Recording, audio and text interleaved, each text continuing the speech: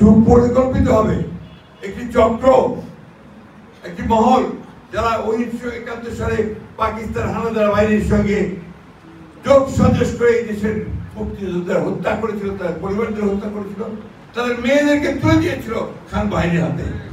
তাদের সঙ্গে এই দেশের মানুষ আপোষ করতে পারে নাকি ভাই? জোরে কইবা হবে তো, মুক্তিযুদ্ধে গর্জে উঠতে হবে তো।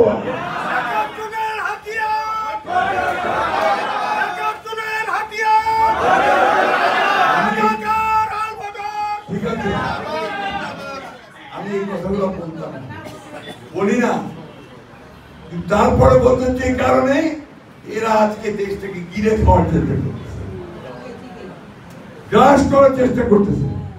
আমাদের ধর্মপ্রাণ মুসলমান ভাইদের ধর্মীয় অনুভূতিকে বিক্রি করে তারা ওই কাজগুলো করতে চাচ্ছে। আমরা সেটা হতে দিতে পারি না।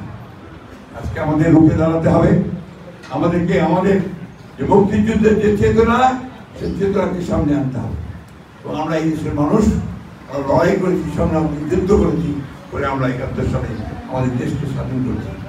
সেই দিন প্রেসিডেন্ট জিয়াউর রহমান একটি বীর মুক্তিযোদ্ধা, স্বাধীন ঘোষক, তিনি এই মুক্তিযোদ্ধা সংসদকে রহিম ভাই বলবেন, আমি অত বলতে চাই না, তিনি কিভাবে সাহায্য সহযোগিতা করেছিলেন, কিভাবে মুক্তিযোদ্ধাদের সামনে এনেছিলেন।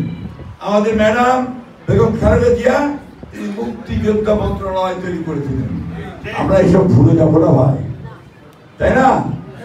আজকে তো আপনারা অনেকে ভাতা পাচ্ছেন, তাই না? এই ভাতা শুরুটা করেছিল কিন্তু আপনারা আমাদের ম্যাডাম খালেদা জিয়া, শুরু হয়েছে। সাদিক ভাই আরো বলবেন, উনি আমার চেয়ে অনেক ভালো বক্তা, উনি আরো ভালো করে আপনাদের সামনে বলতে পারেন। এখানে সবাই একজন স্টার ছিল, স্টার, 69 নক্ষত্র বাংলাদেশের রাজনীতি।